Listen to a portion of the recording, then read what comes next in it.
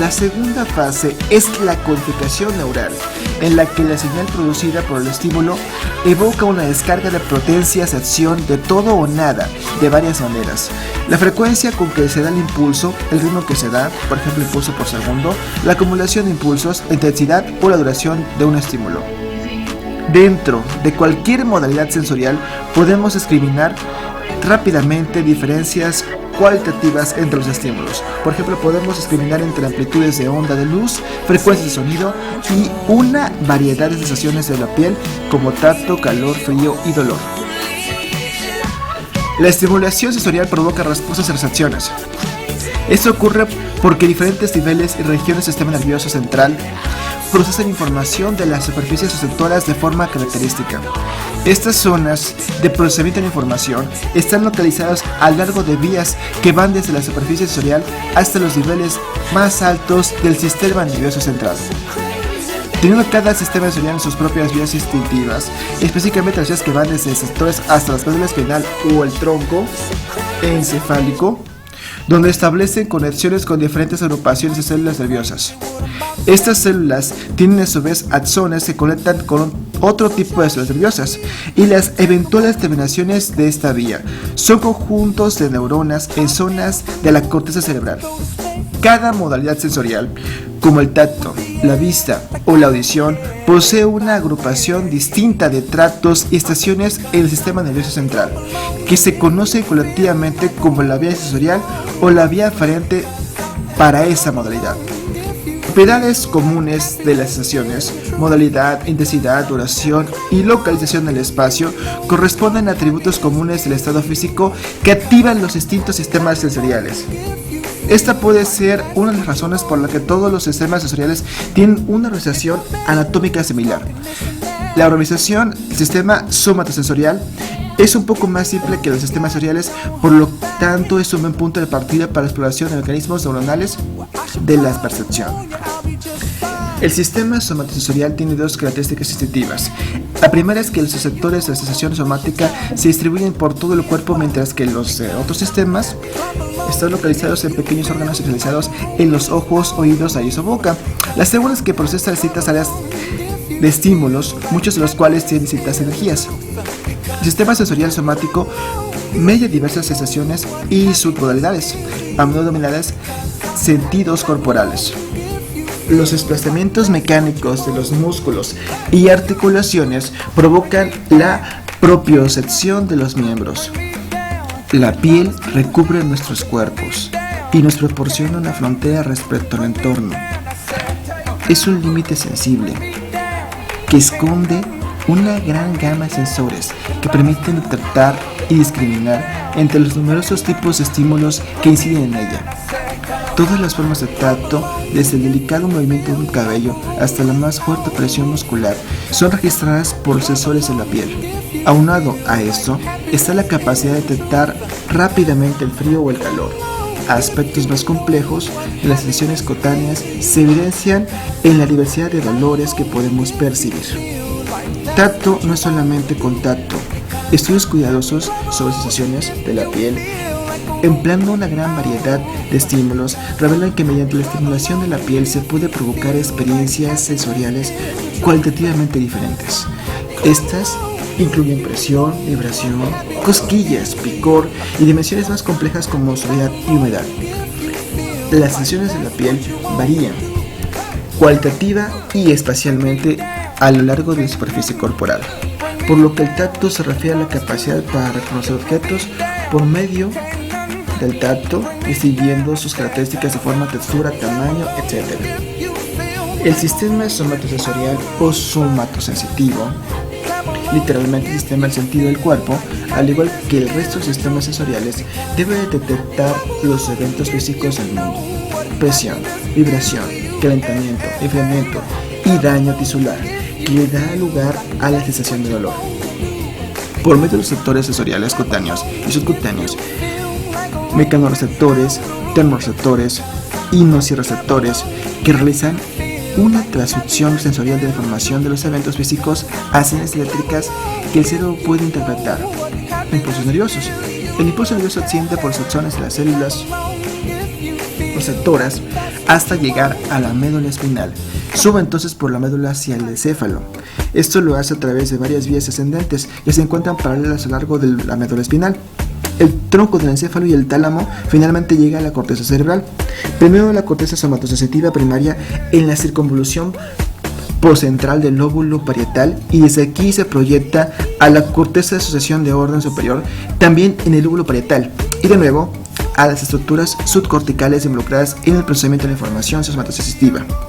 Si bien la información se interpreta en las diversas áreas de la corteza, el sistema debe procesar la información a medida que se transmite al cerebro, realizando el análisis de algunas características de la información en centros especializados inferiores, con lo que el cuerpo puede responder de manera automática e inconsciente a los estímulos antes de que la información llegue a la corteza. Este sistema te sirve para levantarte de sitios de que le sepas que te estás sentando sobre la plancha encendida. Cuando la información llega a la corteza, finalmente se constituye la experiencia perceptual y tomando conciencia de los estímulos. El sistema somatosensitivo puede percibir información tanto externa como interna, es decir, tiene una doble función. Por un lado es estereoceptivo y percibe el mundo que nos rodea, sirviendo nuestras acciones de receptores estereosépticos. Y por otro lado es interoceptivo, es decir, proporciona información sobre la posición de los segmentos corporales relacionados entre sí y sobre la posición del cuerpo en el espacio, así como la información de los acontecimientos corporales internos. Estos tienen que ser receptores interoceptivos. Adicionalmente, el sistema somatosensitivo es un sistema múltiple compuesto por varias submodalidades, dentro de las que podemos mencionar las siguientes: axis, que es la percepción de los objetos utilizando los receptores de tacto fino y presión; la propiocepción o percepción de la conciencia corporal; y la nocicepción, es decir, la percepción de estímulos agradables, incluido el dolor y la temperatura. Cada una de estas tres submodalidades es medida por diversos receptores. Trabajando en conjunto, estos sistemas nos permiten interactuar con el mundo, identificando las formas y texturas de los objetos, controlando las fuerzas internas y externas que actúan sobre el organismo y detectando aquellas situaciones que pueden ser nocivas. Independientemente de la modalidad, los mensajes que los receptores somatosensoriales envían al cerebro indican cuatro aspectos. Primero, la localización de la experiencia. Segundo, la cantidad e intensidad de la experiencia. Tercero, la duración del estímulo. Y por último, la cualidad de la experiencia. Puede ser presión, vibración, temperatura o daño tisular. Con respecto a este último aspecto, en la estimulación táctil, la presión es provocada por la formación mecánica de la piel, lo que proporciona información acerca de la fuerza y dureza. La vibración se produce al frotar una superficie texturizada, lo que aporta información acerca de la rugosidad, temperatura. La temperatura se origina por los cambios en el frío, el calor de un objeto, y el daño tisular se ocasiona por eventos físicos que destruyen el tejido. Los receptores somatosensoriales son las primeras células de la vía somatosensitiva. Existe una gran diversidad de estos receptores. Algunos de los más importantes son las terminaciones nerviosas, los corpúsculos de Meissner, los corpúsculos de Meissner, los corpúsculos de Pacini, los discos de Merkel, los corpúsculos de Ruffini, los usos musculares, los órganos dentiosos de Golgi y los receptores articulares, entre otros. Debemos recordar que los receptores son neuronas sensitivas. Todos estos receptores llevan a cabo el proceso de transducción sensitiva, en el que los estímulos, eventos físicos, entran en contacto con los receptores, deformándolos o modificándolos, lo que provoca que su membrana modifique la permeabilidad iónica. Estos cambios generan una corriente despolarizante en la terminación nerviosa y crean así un potencial de acción. Los receptores se ubican en la piel, el epitelio, el músculo esquelético, los huesos, las articulaciones, los órganos internos y el sistema cardiovascular. Las diferentes partes del cuerpo varían en el número y la distribución de los receptores, lo que impacta en su sensibilidad a los estímulos. La distribución espacial de los receptores transmite información sobre la localización del estímulo en el cuerpo o el mundo exterior. Los receptores pueden dividirse siguiendo varios criterios. El primero de ellos puede ser a través de su morfología y su función. Con base en su formología tenemos receptores libres y receptores encapsulados. De acuerdo con la función tenemos tres grupos: mecanorreceptores, que incluyen receptores especializados en la información táctil y la información propioceptiva, nociceptores y termorreceptores. Los receptores libres son prolongaciones nerviosas que llegan hasta la piel y se encuentran distribuidas por toda ella. También encontramos este tipo de receptores en la córnea, el tracto digestivo y en los tejidos conjuntivos. En los receptores estos receptores se presentan desnudos, sin ninguna envoltura. Dentro de estos tenemos las terminaciones nerviosas libres, que son principalmente nociceptores, los discos de Merkel y los receptores de los folículos pilosos.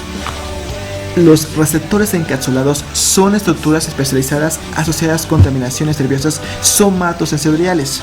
Poseen una modificación conjuntiva que rodea la terminación nerviosa, formando una especie de cápsula. Las vías somatosensitivas ascendentes, tanto las que originan la médula espinal como las del tronco del encéfalo, convergen en el núcleo ventral posterior del tálamo, que contiene una representación compleja de la periferia somatosensitiva. A este núcleo llega información propioceptiva, táctil, nociceptiva y termoanalgésica de las vías dorsal, lemnisco, medial, espinotalámica y trigeminal. Es importante recordar que antes de que la información llegue al tálamo, se da una decusación en el lemnisco medial. Por lo tanto, este núcleo recibe información del lado contrario del cuerpo, es decir, si la estimulación se da al lado derecho, la información será recibida en el lado izquierdo y viceversa. Este núcleo contiene aferencias con la corteza somatosensitiva primaria, por lo que la información transita hasta esta. Algunos estudios, utilizando diversas técnicas de neuroimagen, han permitido establecer también que cada una de las 4 áreas corticales contienen una representación separada y completa del cuerpo, con lo que se propone que no existe un homúnculo sensorial como proponía Penfield, sino que por lo menos hay 4. El sistema visual humano es uno de los sentidos que despiertan mayor interés en su estudio, tanto para anatomistas, fisiólogos, psicólogos, físicos, entre otras ramas científicos. Una de las causas por las que provoca tanto interés es su complejidad, así como lo importante que resulta la visión para obtener información del mundo. La visión nos provee de una gran cantidad y calidad de información acerca del mundo. Un vistazo rápido es suficiente para determinar localización, tamaño, forma, color, textura de los objetos. De igual forma, es posible determinar si el objeto está en movimiento, así como su dirección y su velocidad. Por alguna circunstancia,